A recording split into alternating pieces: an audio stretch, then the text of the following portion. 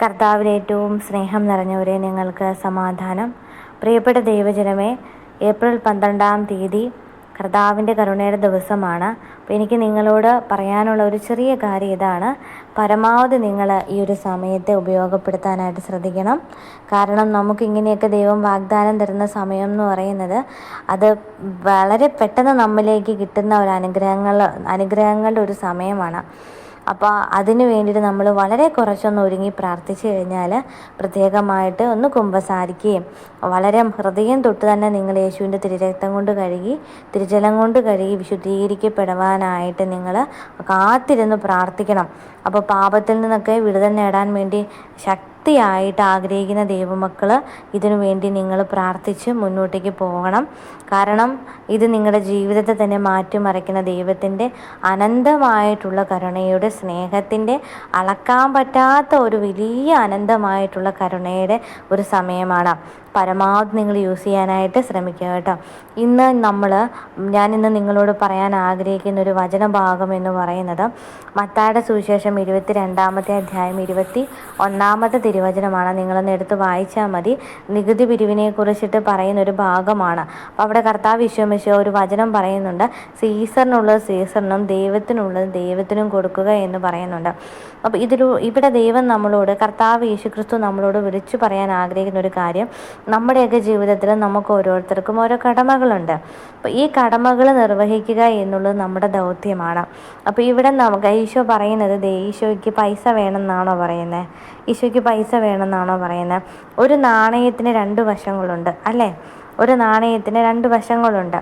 അപ്പോൾ ഒരു നാണയത്തിൻ്റെ 2 വശങ്ങൾ, ഇപ്പുറത്ത് നമുക്ക് സീസറിനെയും ഇപ്പുറ വശത്ത് നമുക്ക് യേശുവിനെയും എടുത്തു കഴിഞ്ഞാൽ, ഇവർക്ക് 2 പേർക്കും നമ്മൾ എന്ത് ചെയ്യണം? കൊടുക്കണം അല്ലേ? ദൈവത്തിന് മാത്രം കൊടുക്കുക എന്നുള്ളതല്ല. നമുക്ക് ഭൂമിയിലായിരിക്കുമ്പോൾ ഒരുപാട് കടമകളുണ്ട്.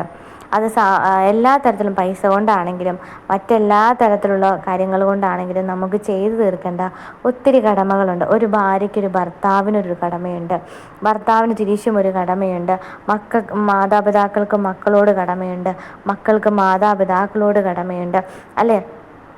അതുപോലെ തന്നെ നമ്മുടെ എല്ലാ മേഖലകളിലും നമുക്ക് ഓരോ കടമകളുണ്ട്. അപ്പോൾ കർത്താവ് ഈശോ പറയുന്നത്, നമ്മളോട് പറയാൻ ആഗ്രഹിക്കുന്ന ഇത് തന്നെയാണ്: നമ്മുടെ കടമകളെ നമ്മൾ കൃത്യമായിട്ട് നിർവഹിക്കുന്നുണ്ടോ എന്നുള്ളതിനെ കുറിച്ചിട്ടാണ്. എൻ്റെ പ്രിയപ്പെട്ട ദൈവജനമേ, നമ്മുടെ നിക്ഷേപം എവിടെയാണോ അവിടെയായിരിക്കും നമ്മുടെ ഹൃദയവും. കർത്താവ് ഈശോ നമ്മളെ ഓർമ്മപ്പെടുത്തുക, നിങ്ങളിന്ന് ചിന്തിക്കണം, എൻ്റെ ഹൃദയം എവിടെയാണ് എന്നുള്ളത്. നിങ്ങൾ എവിടെയാണ് നിക്ഷേപിച്ച് വെച്ചിരിക്കുന്നത്? നിങ്ങളുടെ അലമാരിയിൽ ാണോ അതോ നിങ്ങളുടെ ഹൃദയത്തിലാണോ അതോ സ്വർഗത്തിലാണോ? എവിടെയാണ് നിക്ഷേപം നിങ്ങൾ കൂട്ടി വെച്ചിരിക്കുന്നത്? അവിടെയായിരിക്കും നിങ്ങളുടെ ഹൃദയം എന്ന് പറയുന്നത്. Praise the Lord. എൻ്റെ പ്രിയപ്പെട്ട ദൈവജനമേ, കർത്താവ് ഈശോ നമുക്കതിനൊരു വലിയ ഉദാഹരണം ചൂണ്ടിക്കാണിച്ച് തരുന്നുണ്ട്. ഈ നികുതി പിരിക്കുക, അല്ലെങ്കിൽ ദശാംശം കൊടുക്കുക എന്ന് പറയുന്നില്ലേ, പല ആളുകളും പറയുന്നത് ഞാൻ കേട്ടിട്ടുണ്ട്. തട്ടിപ്പാണ്, നമുക്ക് ഒരുപാട് പൈസ ഉണ്ടാക്കാൻ വേണ്ടിയിട്ട് ആളുകൾ ചെയ്യുന്നൊരു പരിപാടിയാണ്, ഇങ്ങനെയൊക്കെ പറയാറുണ്ട്. ഞാൻ പറയുന്നത് നികുതി പിരിവല്ല, ദശാംശം കൊടുക്കുന്നത് ശരിയോ തെറ്റോ എന്നതിനെ കുറിച്ചിട്ടാണ്. ദശാംശം കൊടുക്കുന്നത് ശരിയായിട്ടുള്ളൊരു കാര്യം തന്നെയാണ്, തെറ്റല്ല. അതിനൊരു ഉദാഹരണം കർത്താവ് ഈശോ തിരുവചനത്തിൽ രേഖപ്പെടുത്തുന്ന ഒരു ഭാഗം ഞാൻ നിങ്ങൾക്ക് മുന്നിൽ വെളിപ്പെടുത്തി തരാം. മർക്കോസിൻ്റെ സുവിശേഷം 12-ാമത്തെ അധ്യായം 41 മുതൽ 44 വരെയുള്ള തിരുവചനങ്ങളും, ലൂക്കായുടെ സുവിശേഷം 21-ാമത്തെ അധ്യായം 1 മുതൽ 4 വരെയുള്ള തിരുവചനങ്ങളും വായിച്ചു നോക്കണം. കാരണം അവിടെ ഒരു വിധവയായിട്ടുള്ള ഒരു സ്ത്രീ അവൾ ശേഖരിച്ചു വെച്ചിരിക്കുന്ന ഉള്ളതിൽ നിന്ന്, അവളുടെ ദാരിദ്ര്യത്തിൽ നിന്നും എടുത്ത് ദൈവത്തിന് ദശാംശം കൊടുക്കുന്ന ഒരു ഭാഗമാണ്. അത് വായിച്ചു നോക്കണം. ഞാനത് വായിക്കുന്നില്ല, പറഞ്ഞു പോവുകയാണ് ചെയ്യുന്നത്. അപ്പോൾ അത് വായിച്ചു നോക്കാൻ മറക്കാതിരിക്കുക. അവളുള്ളതിൽ നിന്ന് അവൾക്കുള്ളത് എന്താണോ അത് മുഴുവനും എടുത്തിട്ട് കർത്താവിന് കൊടുക്കുന്നത് അവിടെ നമുക്ക് കാണാനായിട്ട് സാധിക്കുന്നുണ്ട്. അതൊരു വിധവയായിട്ടുള്ള ഒരു സ്ത്രീയാണ്. അവൾക്ക് ആകെയുള്ള സമ്പാദ്യം എന്താണോ അത് അവളെടുത്ത് യേശുവിന് കൊടുക്കുകയാണ്. അപ്പോൾ അവിടെ കർത്താവ് ഈശോ അവിടെ പറയുന്നൊരു വാക്കുണ്ട്. ഇവിടെ കർത്താവ് പറയുകയാണ്, ശിഷ്യന്മാരെ അടുത്ത് വിളിച്ചിട്ട് പറയുകയാണ്, മറ്റാരേക്കാൾ കൂടുതൽ ഈ ദരിദ്രയായിട്ടുള്ള ഈ വിധവ ഭണ്ഡാരത്തിൽ അവളെല്ലാം നിക്ഷേപിച്ചിരിക്കുന്നുവെന്ന്. എന്തെന്നാൽ അവരെല്ലാവരും അവരുടെ സമൃദ്ധിയിൽ നിന്നുമാണ് അവിടെ നിക്ഷേപം കൊടുത്തത്. എന്നാൽ ഇവളോ അവളുടെ ദാരിദ്ര്യത്തിൽ നിന്നുമാണ് നിക്ഷേപിച്ചിരിക്കുന്നത്. ഹല്ലേലൂയ. എന്ത് മനോഹരമായിട്ടൊരു വചനഭാഗമാണെന്നറിയാം. വിധവയുടെ കാണിക്ക എന്നാണ് ആ വചനഭാഗത്തിൻ്റെ ഹെഡിങ് വന്നിട്ടുള്ളത്. നിങ്ങൾ വായിക്കണം. നിങ്ങളൊക്കെ ദശാംശം കൊടുക്കുന്ന ആൾക്കാരാണെങ്കിൽ നിങ്ങളതൊന്ന് എടുത്ത് വായിക്കണം. കാരണം നമ്മൾ ഒരുപാട് സമ്പത്ത് നമുക്ക് കർത്താവ് പറഞ്ഞ നമ്മുടെ ഭൂമിയിൽ നമുക്ക് ഉള്ള സമ്പത്ത് എന്താണെന്ന് നമ്മൾ അറിഞ്ഞിരിക്കണം. നമ്മുടെ സമ്പത്ത് എന്താ? നമ്മുടെ ഏറ്റവും വലിയ സമ്പത്ത് എവിടെയായിരിക്കുക? അതാണ് ഞാൻ നിങ്ങളോട് ആദ്യം പറഞ്ഞത്. നമ്മുടെ ഹൃദയം എവിടെയാണോ, നിക്ഷേപം എവിടെയാണോ അവിടെയാണ് നമ്മുടെ ഹൃദയം. അതായിരിക്കും നമ്മുടെ ഏറ്റവും വലിയ സമ്പത്ത്. അപ്പം നിങ്ങളുടെ സമ്പത്ത് എന്ന് പറയുന്നത് ദൈവരാജ്യത്തിലാണെങ്കിൽ, കർത്താവിനോടുള്ള സ്നേഹമാണ് നിങ്ങളുടെ സമ്പത്തെങ്കിൽ നിങ്ങളുടെ ഹൃദയം എവിടെയായിരിക്കും? ദൈവസ്നേഹത്തിൽ നിലനിൽക്കും അല്ലേ? നിങ്ങളുടെ സമ്പത്ത്, നിങ്ങൾ ഏറ്റവും കൂടുതൽ നിക്ഷേപം നിങ്ങൾ കാണുന്നത് നിങ്ങളുടെ നിങ്ങളുടേതായിട്ടുള്ള സാമ്പത്തിക മേഖലയിലാണെങ്കിൽ, സ്വർണവും പണവും ഒക്കെയാണ് നിങ്ങളുടെ ഏറ്റവും വലിയ നിക്ഷേപം. അവിടെയാണ് നിങ്ങളുടെ ഹൃദയം എപ്പോഴും നിങ്ങൾക്ക് ഉണ്ടാകണം. ചില ആളുകളാണ് ഈ ഭക്ഷണത്തോടായിരിക്കും അവരുടെ സമ്പത്ത് എന്താണ്? ഭക്ഷിക്കുക എന്നുള്ളതായിരിക്കും. അപ്പോൾ ഭക്ഷണം കഴിക്കണം, എപ്പോഴും ഇങ്ങനെ എന്തെങ്കിലുമൊക്കെ കഴിച്ചുകൊണ്ടിരിക്കണം, എപ്പോഴും നല്ല നല്ല ഫുഡുകൾ ഇങ്ങനെ കഴിച്ചുകൊണ്ടിരിക്കണം, ഫാസ്റ്റ് ഫുഡുകളൊക്കെ കഴിക്കണം, എപ്പോഴും ഇങ്ങനെ ഫുഡ് കഴിക്കണം. അപ്പോൾ ഇതൊക്കെ ഇങ്ങനെ ചിന്തകളുള്ളവരുണ്ടാവും. അല്ലെങ്കിൽ എപ്പോഴും വസ്ത്രങ്ങൾ മാറിക്കൊണ്ടിരിക്കുന്നവരുണ്ടാവും. ഇത് നമ്മുടെ ഹൃദയം എവിടെയാണോ പ്രിയപ്പെട്ട ദൈവജനമേ, ആ ഹൃദയം, അത് നമ്മുടെ നിക്ഷേപം എവിടെയാണോ അതാണ് നമ്മുടെ ഹൃദയം എന്ന് പറയുന്നത്. ഹല്ലേലൂയ. അപ്പോൾ ഇവിടെ ഈ കർത്താവ് നമ്മോട് പറയാം, അവളുടെ ദാരിദ്ര്യത്തിൽ നിന്ന് അവൾക്കുള്ളതെല്ലാം എടുത്ത് അവളും കൊടുത്തു. അപ്പോൾ അവിടെ ധനവാനോ അവൻ്റെ സമൃദ്ധിയിൽ നിന്നുമാണ് എടുത്തു കൊടുത്തത്. വ്യത്യാസം കണ്ടോ? അപ്പോൾ നിങ്ങൾ ഓർക്കണേ, ഇല്ല എനിക്കൊന്നും ഇല്ല, എനിക്ക് ഒരാളെ സഹായിക്കാൻ പോലും എൻ്റെ കയ്യിൽ ₹1 പോലും ഇല്ല, ഞാൻ എങ്ങനെ സഹായിക്കും എന്നൊക്കെ വിചാരിച്ച് ചിന്തിച്ചിരിക്കുന്ന ദൈവമക്കളോട് എനിക്ക് പറയാനുള്ളത്, നിങ്ങൾ ഭയപ്പെടേണ്ട, നിങ്ങൾ പേടിക്കേണ്ട, വിഷമിക്കേണ്ട. കാരണം എന്താണെന്നറിയാമോ? എനിക്ക് ആരെ സഹായിക്കാൻ പറ്റുന്നില്ല നിങ്ങൾ ചിന്തിക്കുന്നില്ലേ? എൻ്റെ പ്രിയപ്പെട്ട ദൈവജനമേ, ഇപ്പോൾ ഞാൻ നിങ്ങളോട് പറയാൻ ആഗ്രഹിക്കുന്നത്, നിങ്ങൾക്ക് കിട്ടുന്ന നിങ്ങൾ ജോലി ചെയ്യുന്നുണ്ടെങ്കിൽ അത് ചെറിയ ജോലി ആയിക്കോട്ടെ. ചിലപ്പോൾ ചില ആളുകൾക്കൊക്കെ ആഴ്ചയിൽ ഒരു തവണയൊക്കെ ആയിരിക്കും നമുക്കൊരു ജോലിയൊക്കെ കിട്ടത്തുള്ളൂ. ആ കിട്ടുന്ന വരുമാനത്തിൽ നിന്ന് നിങ്ങൾ എന്ത് ചെയ്യണം? ഒരു 10 20 രൂപ എടുത്ത് നിങ്ങൾ കർത്താവിന് വേണ്ടി ഒന്ന് മാറ്റിവെക്കുക. കർത്താവിന് പൈസ വേണ്ട കേട്ടോ, പക്ഷെ ഞാൻ പറയാൻ ആഗ്രഹിക്കുന്നു, നിങ്ങൾ ഒരു കുടുക്കയോ എന്തെങ്കിലും ഒരു ബോക്സോ മേടിച്ചിട്ട് അതിൽ നിക്ഷേപിക്കണം. ഇതിൽ നിങ്ങൾ എന്ത് ചെയ്യണം? ഒരു 10-500 രൂപയൊക്കെ ആകുമ്പോൾ നിങ്ങളിത് ആദ്യം കിട്ടുന്ന പൈസ കൊണ്ടുവന്ന് ഒരു വിശുദ്ധ കുർബാന അർപ്പിക്കണം. ആർക്ക് വേണ്ടിയിട്ടാണെന്ന് അറിയാമോ കുർബാന അർപ്പിക്കുന്നത്? അനേകം ആത്മാക്കൾ രക്ഷപ്പെടാതെ ഒത്തിരി ആത്മാക്കൾ കിടക്കുന്നുണ്ട്. അത് നമ്മുടെ കുടുംബത്തിൽ നിന്നും മറ്റുള്ളവരുടെയൊക്കെ നമ്മൾ പോലും അറിയാത്ത ഒരുപാട് ആത്മാക്കളുണ്ട്. ആ ആത്മാക്കൾക്ക് വേണ്ടി ഇതങ്ങ് നിക്ഷേപിക്കുക. ഹല്ലേലൂയ. ഇങ്ങനെ നിങ്ങൾ ചെയ്യണം. അതുപോലെ തന്നെ ഒരു ഗ്ലാസ് വെള്ളമെങ്കിലും യേശുവിൻ്റെ നാമത്തിൽ കൊടുക്കാൻ, ഒരു ചെറിയവനെന്ന കർത്താവ് പറഞ്ഞത്, കൊടുക്കാൻ നിങ്ങൾ കഴിയുമെങ്കിൽ അത് എനിക്ക് തന്നെയാണ് നിങ്ങൾ തന്നിരിക്കുന്നതെന്ന് കർത്താവ് പറഞ്ഞിട്ടില്ലയോ? അപ്പോൾ അത് നമ്മൾ കേട്ടാൽ മതി. ഹല്ലേലൂയ. അപ്പം നമുക്ക് വലിയ രീതിയിലൊന്നും നമ്മൾ സഹായിക്കുകയൊന്നും വേണ്ട. അങ്ങനെ സഹായിക്കാൻ നമ്മുടെ കയ്യിലില്ല.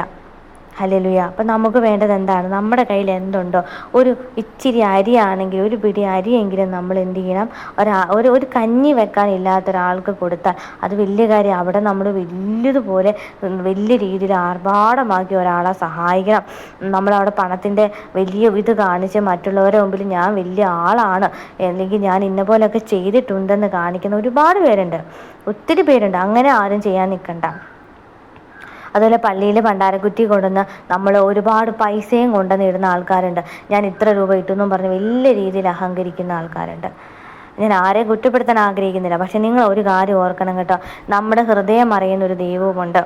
ഇപ്പോൾ നിങ്ങൾ സാമ്പത്തികപരമായി തകർന്നിരിക്കുന്ന ഒരു വ്യക്തിയാണ്, നിങ്ങളുടെ കയ്യിലേക്ക് പൈസ കിട്ടും തോറും ഇതിങ്ങനെ നഷ്ടപ്പെട്ടു പോയിക്കൊണ്ടിരിക്കുക, പൈസ ഒന്നിനും തികയുന്നില്ല. എന്നാൽ പൈസ കയ്യിൽ വരും, എന്തെങ്കിലും ഇതിനായിട്ട് ഇങ്ങനെ പൈസ പോയിക്കൊണ്ടിരിക്കുക. ഇങ്ങനെയുള്ള ആളുകൾക്ക് പറ്റുന്ന ഏറ്റവും പ്രധാനപ്പെട്ട ഒരു കാര്യം എന്താണെന്നറിയാമോ? നിങ്ങളുടെ സാമ്പത്തിക മേഖലയിൽ വിടുതൽ ലഭിക്കാനുള്ള ഏറ്റവും പറ്റിയൊരു മേഖലയാണ് ഞാൻ പറഞ്ഞു തന്നത്. നിങ്ങൾക്ക് കിട്ടുന്നതിൽ നിന്നും നിങ്ങൾ ശേഖരിച്ച് വെച്ചിട്ട് ആ പൈസ ദൈവത്തിന് വേണ്ടി മാത്രം നിങ്ങൾ കൊടുക്കണം. ഇതാണ് കർത്താവ് പറഞ്ഞത്. സീസറിനുള്ള സീസറിനും ദൈവത്തിനുള്ളത് ദൈവത്തിനും കൊടുക്കണം എന്ന് പറഞ്ഞത്. ആ പൈസ കൊണ്ട് നമുക്ക് പലവിധ ഉപകാരങ്ങളും ഉണ്ട്. ഒരു വസ്ത്രം മേടിച്ചു കൊടുക്കാം, ഒരു നേരത്തെ ഫുഡ് മേടിച്ചു കൊടുക്കാം, എന്തെല്ലാം കാര്യങ്ങൾ നമുക്ക് ചെയ്യാൻ പറ്റും അല്ലേ? നിരന്തരം നമ്മൾ ഭക്ഷണം കഴിക്കുന്നവരാ, ഒരു നേരം പോലും ആഹാരം കഴിക്കുന്ന പണ്ടത്തെ കാലത്തൊക്കെയാണെങ്കിൽ ശരിയായിരുന്നു. അന്നൊക്കെ ഒരുപാട് ദാരിദ്ര്യവും പട്ടിണിയുള്ള കാലഘട്ടമാണ്.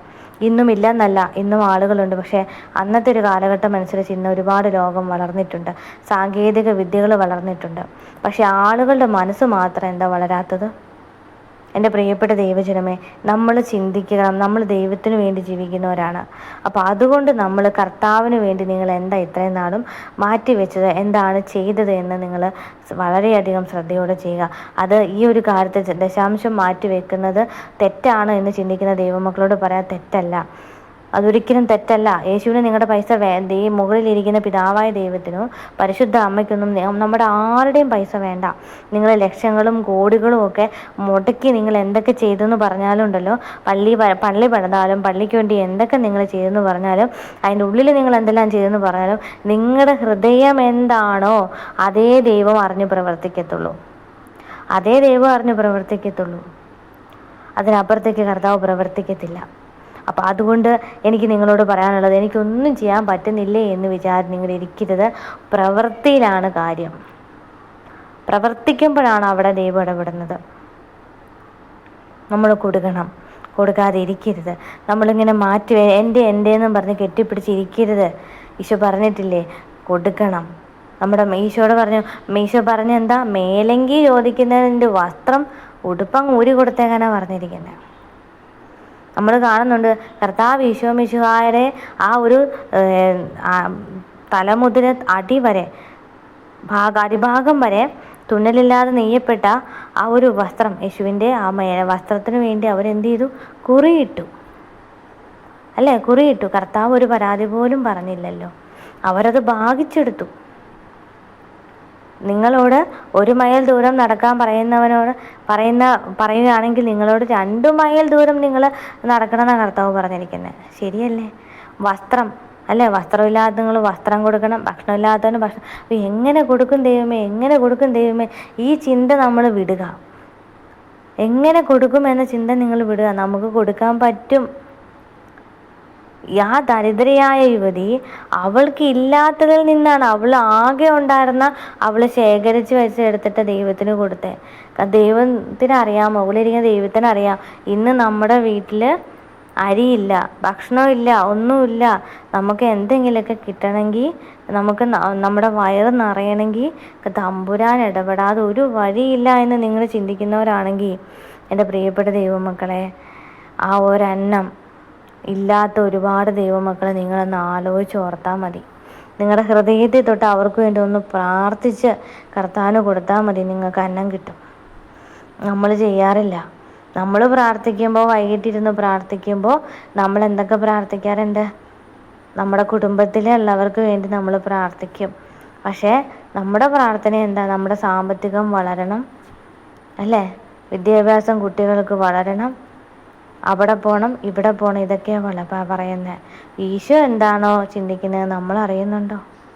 അപ്പോൾ ഞാൻ പറഞ്ഞു വന്നത്, നമ്മൾ ദൈവത്തിനുള്ളത് നിങ്ങൾ കൊടുക്കുന്നുണ്ടോ എന്ന് നിങ്ങൾ ചിന്തിക്കുക. അതോ ഏത് കാര്യത്തിനും നിങ്ങൾ ദൈവത്തിനുള്ളത് കൊടുത്തിട്ടാണോ, പ്രിയപ്പെട്ട ദൈവജനമേ, നിങ്ങളുടെ ജീവിതത്തിൽ നിങ്ങൾ മറ്റുള്ളവർക്ക് കൊടുക്കുന്നത് എന്ന് നിങ്ങൾ ഓർക്കേണ്ടതുണ്ട്. അപ്പോൾ മാനുഷികപരമായി നമുക്ക് ഒരുപാട് കടമകളുണ്ടെന്ന് കർത്താവ് ഓർമ്മപ്പെടുത്തുവാണ്. ഈശോയ്ക്കുള്ളത് ഈശോയ്ക്ക് നമ്മൾ കൊടുക്കുമ്പോൾ മനുഷ്യർക്കുള്ളത്, അതായത് മറ്റുള്ളവർക്കുള്ളത്, നമ്മുടെ വേണ്ടപ്പെട്ടവർക്ക് നമ്മൾ കൊടുക്കേണ്ടത് വളരെ അത്യാവശ്യമാണ്. അതുപോലെ ദൈവത്തിൻ്റെ പേരും പറഞ്ഞ് നമ്മൾ പലരെയും മാറ്റി നിർത്താറുണ്ട്. അങ്ങനെയൊന്നും ഒരിക്കലും ചെയ്യരുത്. എൻ്റെ പ്രിയപ്പെട്ട ദൈവജനമേ, ദൈവസ്നേഹം അനുഭവിക്കണമെങ്കിൽ നമ്മുടെ ജീവിതത്തിൽ നമ്മൾ ഇത്രയും നാളും പ്രാർത്ഥിച്ചിട്ട് ആ കർത്താവ് നമ്മുടെ ജീവിതത്തിൽ ഇറങ്ങി വന്നില്ലെങ്കിൽ അതുകൊണ്ട് എന്ത് പ്രയോജനമാണുള്ളത്? ഒന്ന് അനുഭവിക്കാൻ പോലും പറ്റിയില്ലെങ്കിൽ എന്ത് പ്രയോജനമുള്ളത്? മറ്റുള്ളവരുടെ സാക്ഷ്യങ്ങൾ കാണുന്നവരല്ലേ നിങ്ങൾ? ആ മറ്റുള്ളവരുടെ സാക്ഷ്യങ്ങൾ നിങ്ങൾ കാണുമ്പോൾ ആഗ്രഹിക്കും, നിങ്ങൾ പ്രാർത്ഥിക്കും, എനിക്കും ഇതുപോലെ ഒന്ന് സാക്ഷ്യമൊന്ന് പറയാൻ പറ്റിയിരുന്നെങ്കിൽ, എൻ്റെ ജീവിതത്തിൽ ഇതുപോലെ അനുഭവങ്ങൾ ഉണ്ടായിരുന്നെങ്കിൽ നമ്മൾ ആഗ്രഹിക്കാറുണ്ട്, അല്ലേ? ആഗ്രഹിക്കാറുണ്ട്. പക്ഷേ എൻ്റെ പ്രിയപ്പെട്ട ദൈവജനമേ, അവരുടെ ജീവിതത്തിലുള്ള അനുഗ്രഹങ്ങളല്ല നമ്മുടെ ജീവിതത്തിൽ ദൈവം കനിയുന്നത്. പക്ഷെ നമ്മൾ ആഗ്രഹിക്കുന്നതിനൊപ്പം തന്നെ നമ്മൾ പ്രവൃത്തിയിലേക്ക് ദൈവത്തിൻ്റെ ഇഷ്ടമനുസരിച്ച് കൊണ്ടുവരുമ്പോഴാണ് അവിടെ ദൈവം ഇടപെടുന്നത്. അങ്ങനെ ഇടപെടാത്ത ജീവിതം വെറും ഒരു ശൂന്യത നിറഞ്ഞതാണ്, വല്ലാത്തൊരു ശൂന്യത നിറഞ്ഞ ജീവിതം. അപ്പോൾ അതുകൊണ്ട് എൻ്റെ പ്രിയപ്പെട്ട ദൈവജനമേ, നിങ്ങളുടെ എല്ലാവരും ജീവിതത്തിൽ നിങ്ങൾ ദൈവത്തിനുള്ളത് കൊടുത്തുകൊണ്ട് എല്ലാവരോടും നിങ്ങളുടെ കടമകൾ പൂർത്തീകരിക്കാനായിട്ട് ശ്രദ്ധിക്കുക. കർത്താവ് നിങ്ങൾ അനുഗ്രഹിക്കട്ടെ.